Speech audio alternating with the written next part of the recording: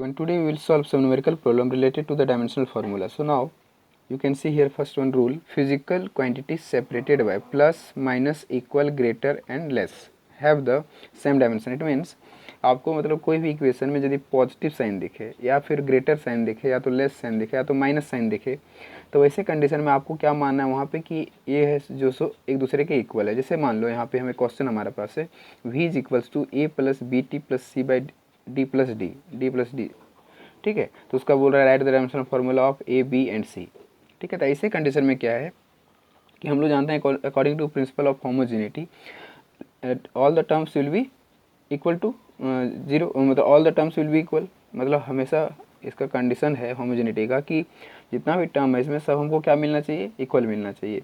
तो उसके अकॉर्डिंग देख सकते हो कि लेफ्ट साइड में एक है, एक यहाँ पर टर्म है, देखो कितना टोटल 4 टर्म्स है, मतलब सबका डायमेंशन हमको क्या मिलना चाहिए, सेम मिलना चाहिए। मतलब हम कह सकते हैं कि this one v is equals to A, v is equals to B T and v is equals to C by this one D plus T. और यहाँ पे साथ ही साथ और क्या एक चीज़ जानना है, ऐसा नहीं कि सिर्फ इसके बराबर और इसके बराबर कर सकते हैं, हम a is equals to B T भी कर सकते हैं, B T is equals to C by D plus T कर सकते हैं। मतलब किसी भी टर्म को, जब सब टर्म इक्वल है तो हम किसी भी टर्म को इक्वेट कर सकते हैं किसी के साथ, ठीक है। तो यहाँ पे एक कंडीशन और भी है, एक चीज़ देखो d प्लस टी ये वाला, तो d is equals to T होगा और ये d is equals to T जो आएगा वो ये पूरे टर्म के लिए एक ही होगा। वो कैसे होगा इसको सॉल्व करेंगे तो आपको समझ में यहाँ पे आएगा। तो देखो हम इसको स्टार्ट करते हैं सॉल्व करना। तो this is the solution of one, solution करें इसका। तो सबसे पहले लिखेंगे, हमको ए का डायमेंशन सबसे पहले निकालते हैं। तो ए क्या हो जाएगा, a is equals to we, तो यहाँ we can write a is equals to velocity, v यहाँ पे वेलोसिटी है, ठीक है, t is the time period, okay. बाकी a b c is the constant terms. तो कांस्टेंट का हमको क्या निकालना है, डायमेंशनल फार्मूला।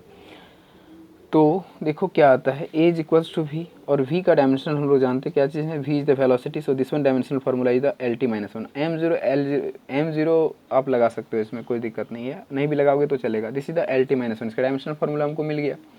नेक्स्ट वन यहाँ पे देख सकते हैं हम लोग, ए का मिल गया, यहाँ पे कल ए हो गया। अब b T is equals to a के बराबर लिख सकते हैं हम लोग, या फिर b T is equals to v के बराबर लिख सकते हैं। देखो दोनों ही कंडीशन में आपको समझा देते हैं। सबसे पहले हम लिखते हैं B T is equals to V, B T is equals to V, ये पहला कंप्लीट। दूसरा देख रहे हैं B T is equals to we, तो बी निकालना है, तो बी इज इक्वल्स टू क्या हो जाएगा, वेलोसिटी अपॉन टाइम। और वेलोसिटी का डायमेंशन हम लोग अभी निकाल चुके हैं, कितना है, L T minus one divided by velocity का वैसे भी एल टी माइनस वन होता है मीटर पर सेकेंड, और नीचे क्या है, टाइम पीरियड। तो टाइम पीरियड का क्या होगा, टी। ये देखो ये पॉजिटिव ऊपर जाएगा तो क्या हो जाएगा, एल टी, और ये माइनस वन ऊपर जाकर के हो जाएगा पूरा L T minus two, this one. ये इसका डायमेंशन आ गया, मतलब बी का भी डायमेंशन हमारा मिल गया। तुम यदि चाहो कि ठीक है यही चीज़ क्या इसके, यदि हम इसको इक्वेट किए तो हमको एल टी माइनस टू मिला, देखते हैं कि इसको इक्वेट करेंगे तो क्या वही चीज़ आएगा कि डिफरेंट चीज़ आएगा। तो देखो हम कर रहे हैं यहाँ पे वही चीज़ को। तो ए इज इक्वल्स टू हम लिख रहे हैं B T, A is equals to B T. तो बी टी तो मतलब यहाँ बी इज इक्वल्स टू क्या हो जाएगा, T by, B is equals to हो जाएगा क्या चीज़, ए बाई टी हो जाएगा, ए बाई टी। और ए का डायमेंशन देखो यहाँ पे क्या है, L T minus one, L T minus one, और नीचे क्या होगा, टी, तो वही चीज़ आ रहा है यहाँ पे भी एल टी माइनस टू। तो ये चीज़ है प्रिंसिपल ऑफ होमोजेनिटी का सबसे बड़ा फैक्ट। किसी भी तरीके से तुम इक्वेट करो तुमको रिजल्ट एक ही मिलेगा।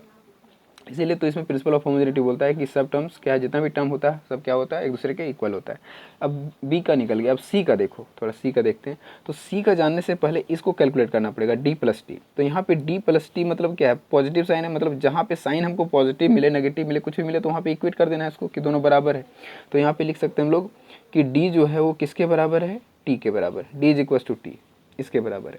मतलब इसका डायमेंशनल फार्मूला यदि लिखें डी का तो क्या मिलेगा, टी मिला। मतलब ये पूरा टर्म जो है नीचे वाला टर्म ये टी के बराबर हो गया, इस डायमेंशनल फार्मूला के बराबर हो गया, ठीक है। ये रूल है प्रिंसिपल ऑफ होमोजेनिटी का, मतलब ये टर्म सी बाई टी के बराबर हो गया, ठीक है। अब हम लोग इसको किसी के साथ भी इक्वेट कर सकते हैं, तो चाहो तो वी के साथ करो। तो नाउ यहाँ पे हम लोग लिख सकते हैं वी इज इक्वल्स टू क्या लिखेंगे, C divided by D plus T के जगह पे क्या लिखेंगे, डायरेक्ट टी, टाइम पीरियड। अब सी हमको सी को सब्जेक्ट करना है, तो सी इज इक्वल टू ये क्रॉस मल्टीप्लिकेशन जाएगा, तो सी इज इक्वल टू क्या हो जाएगा, वी टी। और वेलोसिटी का होता है एल टी माइनस टू, और ये क्या है, ऑलरेडी यहाँ पे टी है, तो ये कितना हो जाएगा, ये पावर वन है, तो ये कितना हो जाएगा हमारा, ये हो जाएगा एल टी, ये पॉजिटिव है नेगेटिव हो जाएगा L T minus one, this one. तो ये चीज़ मिल गया सी का। तो यहाँ पे हमको डायमेंशन फार्मूला सबका मिल गया, ए का, बी का और सी का मिल चुका है, ठीक है। सॉरी यहाँ पे वेलोसिटी का एल टी माइनस वन होता है, एल टी माइनस वन, तो ये हमको क्या मिलेगा, एल के बराबर मिल गया। ठीक है, मतलब यहाँ पे हमको ए बी सी का मिल गया। ए का कितना मिला डायमेंशनल फार्मूला, ए का मिल गया हमको L T minus one, B का कितना मिल गया, बी का मिल गया एल टी माइनस टू, और सी का कितना मिला, सी का एल के बराबर मिला। तो this is all about the dimensional formula of A B and C for the question number 1। Question number 1 हमारा कंप्लीट हो चुका है। अब नेक्स्ट क्वेश्चन आते हैं हम लोग बी में। बी में इसी तरीके से हम लोग कैलकुलेट करके देखते हैं। बी में क्या बोल रहा है देखो, बी में है P is the power, B is the constant and X is the length and T is the time period. तो यहाँ पे बोल रहा है where P is the power to calculate A cross B, A into B, मतलब A का dimension निकालो और बी का भी डायमेंशन निकालो और दोनों को क्या कर दो, मल्टीप्लाई कर दो। तो इसको क्या करें, सबसे पहले हमको इस टर्म को हटाना है, यहाँ पे टर्म इसको इक्वेट करेंगे तो क्या होगा, इसका सॉल्यूशन देखो, b is equals to X होगा, क्योंकि हम जानते हैं प्लस रे माइनस रे कुछ भी इक्वेट कर देना चाहिए। तो ये लेंथ है, तो यहाँ क्या हो जाएगा हमारा, ये हमारा जो क्वेश्चन है इसमें क्या है, b is equals to length के बराबर, मतलब एक्चुअली क्वेश्चन में यहाँ पे लोग एक्स स्क्वायर लेते हैं, एक्स स्क्वायर, ठीक है, या तो एक्स भी लेके चल सकते हैं, नो प्रॉब्लम, एक्स स्क्वायर लेते हैं हम लोग यहाँ पे। एक्चुअली क्वेश्चन में एक्स स्क्वायर था, हम गलती से वहाँ पे एक्स लिख दिए, इसलिए एक यहाँ पे एक्स स्क्वायर था क्वेश्चन में, एक्स स्क्वायर, ठीक है, बी माइनस एक्स स्क्वायर। तो यहाँ हो गया क्या चीज़, b is equals to x square, मतलब ये लेंथ है हमारा, तो यहाँ पे क्या आ जाएगा, बी इज इक्वल्स टू आएगा लेंथ का स्क्वायर, ये चीज़ मिल गया। मतलब ये पूरा टर्म जो है सो किसके बराबर हो गया, लेंथ स्क्वायर के बराबर। अब हम यहाँ पे लिख सकते हैं क्या चीज़, कि P is equals to L square divided by क्या है नीचे, ए इंटू टी। हमको किसका डायमेंशन चाहिए, ए का चाहिए, बी का तो ऑलरेडी निकल चुका है, अब ए का चाहिए, तभी तो हम इसको कैलकुलेट कर पाएंगे। तो यहाँ से ए को सब्जेक्ट करो, तो ए को सब्जेक्ट करेंगे तो क्या हो जाएगा, L is square divide by power into time period, और पावर का डायमेंशन होता है, पावर का work done upon time period होता है, और वर्क का होता है M L square T minus two, this one, और नीचे टी। इसको कैलकुलेट करोगे तो हमारा क्या आ जाएगा, M L square T to the power, इसको ऊपर ले जाओगे तो हो जाएगा -1, ठीक है। तो ये इसका पावर का होता है M L square, sorry T minus three हो जाएगा ना, ये पॉजिटिव में है, ऊपर जाएगा तो माइनस में जाएगा, तो ये टी माइनस थ्री हो जाएगा, ये चीज़ पावर का हो गया। और टाइम पीरियड का क्या होता है, टी ही होता है, तो इसको हम इस जगह पे पुट कर देंगे। तो इस जगह पे पुट करने पर क्या आएगा, देखो L square divided by power का है M L square T to the power -3, और इंटू टी का क्या हो जाएगा, टी ओनली, इसका पॉजिटिव में है। तो क्या होगा हमारा रिजल्ट, देखो एल स्क्वायर कट जाएगा, तो यहाँ पे क्या बचा, ये टी देखो, यहाँ पे ऊपर 1 बचा और नीचे क्या बचा, m, और यहाँ पे t माइनस थ्री, और ये 1 घटेगा तो ये कितना हो जाएगा, t टू द पावर -2, ये चीज़ मिलेगा। अब क्या करो, इसको ऊपर ले जाओ, तो ऊपर ले जाएंगे तो m पर पावर क्या हो जाएगा -1, और ये माइनस वाला है तो ऊपर जाएगा तो प्लस हो जाएगा, मतलब टी स्क्वायर। ये चीज़ हमको किसका वैल्यू मिल गया, a का मिल गया। अब हमको कैलकुलेट क्या करना है, a इंटू बी, तो a into B is equals to क्या होगा, तो a इंटू बी यदि हम यहाँ पे कैलकुलेट करें तो a का वैल्यू हमको यहाँ पे मिल गया, क्या चीज़, this one value of a, a का वैल्यू है, तो ए की जगह पुट कर दो, तो ए की जगह हमारा क्या हो जाएगा, m-1 T to the power square, into B का वैल्यू क्या है, एल स्क्वायर है, तो इसकी जगह एल स्क्वायर पुट कर दो। तो हमारा क्या रिजल्ट आता है, देखो बस इसको कुछ नहीं करना है, अरेंज कर देना है, क्योंकि मास लेंथ और टाइम के फॉर्म में। तो ए हो गया m-1, फिर उसके बाद लेंथ लिखो तो एल स्क्वायर, और टाइम लिखो तो टी स्क्वायर। तो ये चीज़ हमारा रिजल्ट हो गया, ठीक है, इसको मतलब ये हमारा फाइनल रिजल्ट हो गया। तो इस तरीके से क्वेश्चन हम लोग सॉल्व करते हैं। अब तीसरा नंबर क्वेश्चन है हमारा, यहाँ पे देखो उसी टाइप से थर्ड नंबर क्वेश्चन जो है वो क्या बोल रहा है। थर्ड नंबर क्वेश्चन में है, क्वेश्चन नंबर थर्ड, इसमें है p plus a by we square into v minus b is equals to r t, where p is the pressure, v is the volume and r is the gas constant and t is the temperature. Then a by b calculate करना है, a by B is equals to r, मतलब dimensional formula of a and dimensional formula of b निकाल करके इसको divide कर देना, तो आपको जो भी रिजल्ट आएगा that will be our answer. So we will calculate here. देखो यहाँ पे पॉजिटिव साइन है, पॉजिटिव मतलब ये और ये इक्वल है, यहाँ पे नेगेटिव साइन है मतलब ये और ये इक्वल है, और ये टर्म इसके बराबर है, ये टर्म इसके बराबर, इस टाइप से हम लोग यहाँ पे कैलकुलेट कर सकते हैं। तो सबसे पहले हम लोग देखते हैं कैलकुलेट करके हमको क्या चाहिए, हमको ए का वैल्यू चाहिए और बी का वैल्यू चाहिए, मतलब इसके बराबर इसको करेंगे तो हमको ए का वैल्यू यहाँ से मिल जाएगा, इसके बराबर इसको करेंगे तो बी का वैल्यू मिल जाएगा, दोनों को डिवाइड करेंगे तो हमको क्या मिल जाएगा, आंसर मिल जाएगा। तो देखो यहाँ पे क्या है, p इज इक्वल्स टू, इसको डायरेक्ट लिख सकते हैं हम लोग, p is equals to A by we square लिख सकते हैं, p is equals to A by we square, मतलब यहाँ पे a को सब्जेक्ट करें तो हमको क्या मिल जाएगा, p इंटू वी स्क्वायर। अब यहाँ पे है प्रेशर, तो प्रेशर का डायमेंशन होता क्या है, pressure is equal to force upon area, और फोर्स का हम लोग जानते हैं क्या होता है mL/T-2 डिवाइड बाई एरिया का होता है L स्क्वायर। तो ये एक L और एक L यहाँ कटेगा, ये ऊपर चला जाएगा तो क्या हो जाएगा mL-1T2-2 इतना आएगा। ठीक है, तो प्रेशर का मिल गया, तो प्रेशर की जगह इसका डायमेंशन को रख दो, तो हो गया mL-1 और क्या है T⁻⁻², m पर कुछ नहीं तो 1 है। अब यहाँ पे वॉल्यूम है, तो वॉल्यूम का होता है लेंथ ब्रेथ इंटू हाइट, मतलब L into L into L, L Q के बराबर। तो ये एल क्यू, उसके ऊपर स्क्वायर है तो यहाँ पे स्क्वायर बैठा दो, तो इसको कैलकुलेट करते हैं आगे हम लोग। तो क्या मिलेगा mL-1 T⁻⁻², और ये हो जाएगा L⁻⁶। ठीक है, और आगे कैलकुलेट करो इसको, देखो ये 6L और यहाँ पे L पर -1 है, तो एक घटेगा तो L पर पावर क्या हो जाएगा 5, तो mL⁵ और T⁻⁻², ये चीज़ आ जाएगा। ठीक है, तो ये हमारा वैल्यू किसका मिल गया, ए का वैल्यू मिल गया। उसी तरीके से हमको बी का निकालना है, तो बी का क्या निकलेगा, देखो ए का तो मिल गया mL5 T⁻⁻²। अब बी का जैसे v इज इक्वल टू क्या लिखेंगे b, तो v is equal to B, या फिर लिख सकते हो b is equal to B, और v क्या है वॉल्यूम है, तो यहाँ पे b का जो वैल्यू आएगा किसके बराबर आएगा, वॉल्यूम मतलब एल क्यू के बराबर आ गया हमारा, मतलब b का भी वैल्यू हमको मिल चुका है। अब हमको फाइनली क्या करना है, a बाई बी निकालना है। So now a by B is equals to, a by B is equals to क्या होगा, a का वैल्यू देखो यहाँ पे है mL⁵ T⁻⁻², और b का वैल्यू है कितना एल क्यू, देखो ये 3 से ये कटेगा तो 2 बचेगा, मतलब आपका आंसर क्या मिल रहा है mL² T⁻⁻²। This is your answer, ये आंसर हमको यहाँ से मिल गया। ठीक है, तो क्वेश्चन नंबर 3 से आपको आंसर मिल गया mL² T-2। ठीक है, दिस इज योर आंसर। अब क्वेश्चन नंबर हम लोग आगे देखते हैं, क्वेश्चन नंबर और भी क्वेश्चन है, तो और आगे क्वेश्चन यदि हम देखते हैं तो क्वेश्चन नंबर 4 यहाँ पे देखो, तो क्वेश्चन नंबर 4 क्या बोल रहा है, क्वेश्चन नंबर 4 है y is equals to a sin omega t minus k x, then calculate dimensional formula of omega by k. Omega is the angular velocity, ये सब पढ़ेंगे हम लोग आगे, ये लास्ट चैप्टर का है, मतलब जब 11th क्लास का जो लास्ट चैप्टर है तो वेव का है और ऑसिलेशन का है, उसमें ये सब इक्वेशन वहाँ पे मिलेगा आपको। तो यहाँ पे सबसे पहले एक चीज़ जान लो कि क्या बोलते हैं ट्रिगोनोमेट्रिक फंक्शन और एक्सपोनेंशियल फंक्शन, ट्रिगोनोमेट्रिक फंक्शन और एक्सपोनेंशियल फंक्शन का डायमेंशन नहीं होता है, that one is the dimension less, उसका डायमेंशन होता ही नहीं है। तो ऐसे कंडीशन में यहाँ पे क्या करेंगे कि देखो ये थीटा के टर्म पे है, ये क्या है साइन थीटा, मतलब साइन की जगह पे थीटा होता है, तो एंगल है ये, और एंगल जो होता है वो डायमेंशन लेस है। Actually angle is equals to होता है आर्क बाय रेडियस। ठीक है, और आर्क भी लेंथ है और रेडियस भी लेंथ है, मतलब ये दोनों को यदि हम कट करें तो रिजल्ट क्या मिलेगा 1, मतलब 1 है, इसका मतलब डायमेंशन लेस। ठीक है, तो इसका डायमेंशन होता ही नहीं है, तो यू कैन से एंगल का जो वैल्यू है डायमेंशन क्या होगा एंगल का, डायमेंशन लेस, मतलब जहाँ डायमेंशन लेस की बात करें वो 0 नहीं 1 होगा।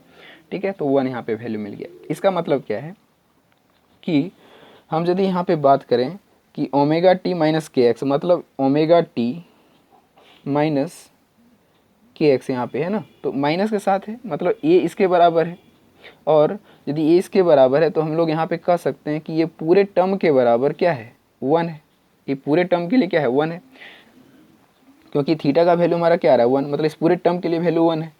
तो ऐसे कंडीशन में हम जान रहे हैं कि ओमेगा टी और के एक्स दोनों क्या है इक्वल है, omega T is equals to K X, मतलब ये दोनों का वैल्यू किसके बराबर है 1 के बराबर है। मतलब हम लोग यहाँ पे लिख सकते हैं कि omega T is equals to 1 and also K X is equals to 1, अलग अलग लिख सकते हैं इस तरीके से। तो ओमेगा यहाँ पे हमको क्या चाहिए ओमेगा का वैल्यू, तो omega is equals to 1 by time period this one. अब जिसका डायमेंशन यदि तुम लिखोगे तो क्या लिखोगे 1 upon capital T, time period को टी से रिप्रेजेंट करते हैं डायमेंशन में, तो इसका क्या वैल्यू आ जाएगा T⁻⁻1, this is the value of omega. ये चीज़ मिल गई हमको यहाँ से। उसी तरीके से हमको के का वैल्यू निकालना है, तो यहाँ पे क्या होगा के सब्जेक्ट करेंगे तो के हो जाएगा 1/x। ठीक है, ए क्या है लेंथ है, तो 1/L हो जाएगा, और इसका वैल्यू हो जाएगा L⁻⁻1, के का वैल्यू भी मिल गया हमको। अब हमको रिजल्ट किसका चाहिए, अब हमको रिजल्ट चाहिए ओमेगा बाई के। सो नाउ ओमेगा बाई के इज इक्वल टू क्या होगा, देखो ओमेगा का वैल्यू हमारा T⁻ कितना है -1 है, और के का L⁻−1, इसको ऊपर ले जाओ, तो ऊपर जाएगा तो पॉजिटिव हो जाएगा, मतलब T to the power minus one already है, ए एल पॉजिटिव में चला गया, L to the power one, मतलब आपका जो रिजल्ट मिला वो क्या मिला, L T minus one, this one. इसको एकदम डायमेंशनली लिखना चाहते हो तो M zero L one T to the power minus one, कुछ ये होगा। तो this one is your answer. तो इस तरीके से हम लोग आंसर को कैलकुलेट करते हैं। ठीक है, अब नेक्स्ट आता है एक और क्वेश्चन, देखो यहाँ पे एनर्जी है, यहाँ पे हमारे पास energy is equals to b minus x square divide by a t. तो कैलकुलेट ए क्रॉस बी, मतलब ए इंटू बी निकालने के लिए बोल रहा है, मतलब ए का भी डायमेंशन यहाँ पे निकालो और बी का भी डायमेंशन निकालो और कैलकुलेट कर लो इसको। तो ये भी बहुत ज़्यादा टफ नहीं है, ये भी आसान है। देखो कैसे इसको कैसे हम लोग कैलकुलेट करते हैं। तो सॉल्यूशन, तो यहाँ पे क्या करना है आपको, देखो b माइनस एक्स स्क्वायर है, सबसे पहले इसी को इक्वेट कर लेते हैं, मतलब b is equal to x square होगा, मतलब ये जो b है वो किसके बराबर है, एल स्क्वायर के बराबर है, इसका डायमेंशन निकल चुका, मतलब ये पूरा टर्म जो है ऊपर वाला ये किसके बराबर हो गया, एल स्क्वायर के बराबर हो गया। अब हम लोग यहाँ पे क्या ले सकते हैं कि this one energy is equals to L square divide by A into T, ऐसे लिख सकते हैं अब हम लोग। अब क्या है, ए को सब्जेक्ट करो, तो ए को सब्जेक्ट करेंगे तो हमको यहाँ पे क्या मिलेगा, L square divide by energy यहाँ पे आ जाएगा into T, T cross multiplication किए हैं, ए को यहाँ ले गए, ई को यहाँ ले आए, मतलब इस तरह से। अब हम लोग इस सब का डायमेंशन लिखेंगे, तो सबसे पहले हम लोग देखते हैं एनर्जी का डायमेंशन होता क्या है। तो एनर्जी का डायमेंशन होता है क्या चीज़, energy is equal to force into displacement, और फोर्स का होता है M L T minus two और डिस्प्लेसमेंट का होता है एल लेंथ। तो ये क्या हो जाएगा हमारा M L square T minus two, this one energy का हमारा डायमेंशन है। इस जगह पे हम पुट कर देंगे तो क्या होगा, देखो L square divided by energy का है हमारा M L square T to the power minus two, और टी का टाइम पीरियड का टी है ओनली, तो इसका पॉजिटिव वैल्यू है देखो, और ये नेगेटिव है। तो हमारा रिजल्ट क्या आएगा, देखो ये एल स्क्वायर कट हो जाएगा, तो हमारा क्या मिलेगा, यहाँ पे वन ऊपर में बचा, नीचे एम है और नीचे क्या है, एक वन चला गया तो ये बचा T to the power minus one. मतलब आपका जो रिजल्ट आ रहा है वो आएगा, ऊपर ले जाएंगे तो ये हो जाएगा माइनस वन और ये माइनस वाला पॉजिटिव हो जाएगा, मतलब M minus one into T one, इस तरह से। ये हमको किसका वैल्यू मिल गया, ए का वैल्यू मिल गया, ए का वैल्यू यहाँ से मिल गया। उसी तरह से बी का वैल्यू यहाँ पे हमको मिला हुआ है, हमको चाहिए क्या, ए इंटू बी दोनों मतलब मल्टीप्लाई कर देंगे तो हमको यहाँ पे उसका रिजल्ट मिल जाएगा। सो नाउ अब यहाँ पे हम लोग कैलकुलेट करते हैं अकॉर्डिंग टू क्वेश्चन क्या है, ए इंटू बी। तो ए इंटू बी जब हम कैलकुलेट करेंगे तो ए का वैल्यू यहाँ पे हमारा दिया हुआ है M to the power minus one and T to the power one, और बी का वैल्यू है एल स्क्वायर, दिस वन। अब इसको यदि तुम अरेंज करके लिखो तो क्या हो जाएगा, M to the power minus one और उसके बाद लेंथ स्क्वायर और T to the power one, ये चीज़ आपका आंसर हो गया, M to the power minus one L square and T to the power one, ये चीज़ है। तो इस तरीके से हम 5 क्वेश्चन कर दिए जो एक ही प्रिंसिपल ऑफ होमोजेनिटी पे पूरा डिपेंड कर रहा था ये सारा इक्वेशन, और इस तरीके के क्वेश्चन को कंपटीशन में एक्चुअली पूछा जाता है। ठीक है, अब एक हम देखते हैं नया इक्वेशन फाइंड करने के लिए क्वेश्चन देखते हैं कि उस थोड़ा सा एक बस उससे एक ही क्वेश्चन को लिए हम यहाँ पे, जो एप्लीकेशन ऑफ डायमेंशनल फार्मूला ही है, दूसरा एप्लीकेशन है ये फर्स्ट एप्लीकेशन पे पूरा बेस्ड था, ये जो जितना भी था मतलब करेक्टनेस पे था। अब ये जो सेकंड इक्वेशन एप्लीकेशन पे बेस्ड है क्वेश्चन, और उस पर हम थोड़ा डिस्कस कर लेते हैं। देखो यहाँ पे क्वेश्चन क्या है, सेंट्रीपिटल फोर्स यहाँ पे फाइंड करना है, centripetal force acting on mass M, velocity V and radius R. तो बोल रहा है कि सेंट्रीपिटल फोर्स है जो 3 फैक्टर पे डिपेंड कर रहा है। First one factor is the mass of the object, V is the velocity of the object and R is the radius of the object. मतलब क्या है, सेंट्रीपिटल फोर्स मतलब सर्कुलर मोशन करता है तभी वहाँ पे सेंट्रीपिटल फोर्स डेवलप होता है। ठीक है, सेंट्रीपिटल फोर्स तभी डेवलप हो सकता है जब ऑब्जेक्ट सर्कुलर मोशन करे। मौत का कुआं में ऑब्जेक्ट का मूवमेंट, या तो एक थ्रेड को लेकर के स्टोन को एक थ्रेड में बांध और उसको रोटेट कराओ, that is the centripetal motion, है ना, सेंट्रीपिटल फोर्स वहाँ पे लगेगा। या फिर बोल सकते हो मून का रिवोल्यूशन अर्थ के अराउंड, वो भी सेंट्रीपिटल फोर्स कर रहा है। तो ये सब सेंट्रीपिटल फोर्स है, मतलब सर्कुलर मोशन के पास ही सेंट्रीपिटल फोर्स होता है। तो यदि हम अर्थ के रिवोल्यूशन, मून का रिवोल्यूशन बात करें तो मून का मास हो जाएगा, मून का वेलोसिटी हो जाएगा, और मून का रेडियस अर्थ के सेंटर से होगा। तो ये है हमारा सेंट्रीपिटल फोर्स। अब देखते हैं इसको इक्वेट करके कि इसका फॉर्मूला एक्चुअल में क्या होता है, और हमको यहाँ से उसका मैथमेटिकल फार्मूला मिल जाएगा यदि इसको डायमेंशनली हम सॉल्व करना चाहें तो इसको हम डायमेंशनली सॉल्व करते हैं। तो जब इसको डायमेंशनली हम सॉल्व करेंगे तो क्या चाहिए हमको, लेफ्ट और राइट साइड का डायमेंशन चाहिए, और उसको हम फिर इक्वेट कर देंगे तो हमको रिजल्ट मिल जाएगा। So we can see here क्या लिखे, centripetal force is equal to mass, उसको पावर ए लगा के रखें, वेलोसिटी पावर बी लगा के रखें, सी मतलब पावर, अपने से पावर सब लेना होता है। तो अब इसका थोड़ा सा एक और स्टेप बढ़ा देते हैं, F is equals to constant एक लेंगे, फिर mass to the power of a, velocity power b और radius to the power of c, ये चीज़, इसको इक्वेशन नंबर हम लोग फर्स्ट सब्जेक्ट कर लेते हैं। ठीक है, अब सबका डायमेंशन भी साथ साथ लिख देंगे हम लोग। तो हम लोग जानते हैं फोर्स का डायमेंशन होता है मास mlt-2, mlt-2 मतलब इसका 1 है, इसका भी क्या है 1 है। ऐसे इसको स्क्वायर ब्रैकेट में लगा दो। इज इक्वल्स टू कॉन्स्टेंट अभी नहीं लेते हैं क्योंकि कॉन्स्टेंट का लिखना कोई ज़रूरी नहीं होता है, क्योंकि कॉन्स्टेंट का डायमेंशन नहीं होता। ठीक है, तो न्यूमेरिकल वैल्यू यहाँ पे कुछ रहता है तो उसका वैल्यू यहाँ पे नहीं होगा। उसके बाद देखो यहाँ पे मास है, फिर वेलोसिटी है, फिर रेडियस है। तो मास का डायमेंशन क्या होगा? मास का डायमेंशन होता है कैपिटल एम। ठीक है, mlt-2 होता है, तो उसको जो जीरो वैल्यू ml0 जो भी है उसका मतलब यहाँ पे हमको नहीं है, तो सिर्फ मास यहाँ पे, तो उसका पावर a लगा देते हैं। फिर वेलोसिटी का क्या होगा? मास तो इसमें होगा नहीं, lt मतलब मीटर पर सेकंड होगा, तो इसका होता है lt-1 वेलोसिटी का, इसका पावर क्या हो जाएगा b। और रेडियस भी क्या है? लेंथ है, तो इसका l हो जाएगा only to the power of c, ये चीज़। ठीक है, अब इसको कैलकुलेट करते हैं। तो देख लो ये क्या हो जाएगा, m to the power a और इंटू ए एल पर पावर कितना है b, और t पर पावर कितना हो जाएगा -b, क्योंकि मल्टीप्लाई कर रहे हैं पावर के साथ, और into L to the power c। अब इसको और इक्वेट करो तो देखो m तो एक ही है, तो इस पर a होगा, और l देखो यहाँ भी है, l यहाँ भी है, मतलब पावर जुड़ जाएगा, तो ये हो जाएगा L B plus C, because base is same. And next one T to the power कितना है -b। अब क्या करो, ये हो जाएगा m, सॉरी अब कुछ करना नहीं है, इधर से इक्वेट करना है हमको। तो इधर क्या है m1 L1 t to the power -2। अब दोनों साइड को क्या कर देना है? इक्वेट कर देना है, कंपैरिजन कर दो दोनों साइड से। तो यहाँ पे लिखेंगे equating both side, equating the powers both side. दोनों साइड का पावर को क्या करेंगे? हम इक्वेट करेंगे। और वैसा ही होता है, इक्वेट किया जाता है इक्वेशन में, इस तरह से होता है। तो क्या कि बेस दोनों साइड का सेम रहे तो पावर को इक्वेट कर दिया जाता है।